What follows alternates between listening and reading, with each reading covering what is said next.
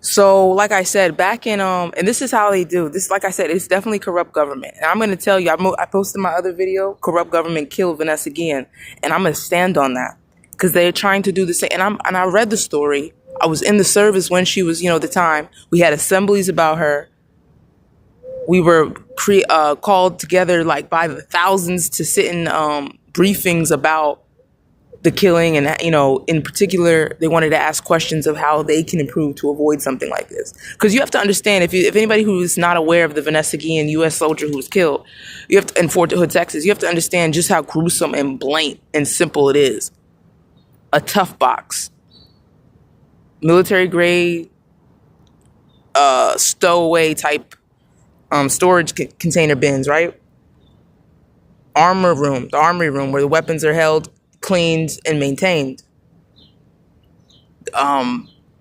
This is given to a chosen soldier. And I would say chosen like that. I ain't trying to talk spiritually. Excuse me. This is given to a soldier that they choose based off of their, PT, if they can keep up and stuff like that, because they need somebody for it. So they're going to pick a soldier to do that away from their normal duties because they're already, way up to standard and speed, right? So they can, even if they're not, because they purposely choose a soldier who's coming up into leadership rank to give that position to maybe a year or whatever before they turn into an E5. I'm not trying to give too much details. Those who know. So make a long story short, this woman was killed and chopped up and put in a tough box. She was a part of the army room, so she did her whatever credentials and training necessary when they chose her to do this armory room, like I said, maintaining of weapons, cleaning and stuff like that.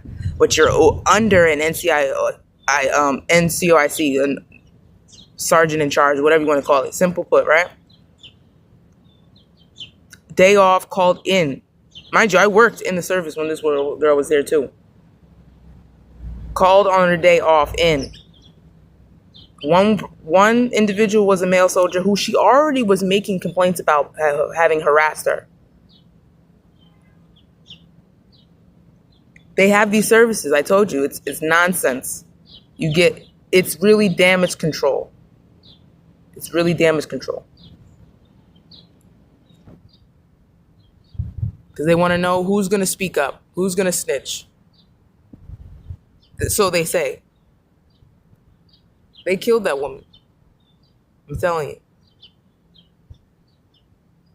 And then they spread her life insurance. They pencil whip stuff in the office. They have their corrupt people who work in the DOD finance and stuff like that. They pencil whip it and they pass it out to their group.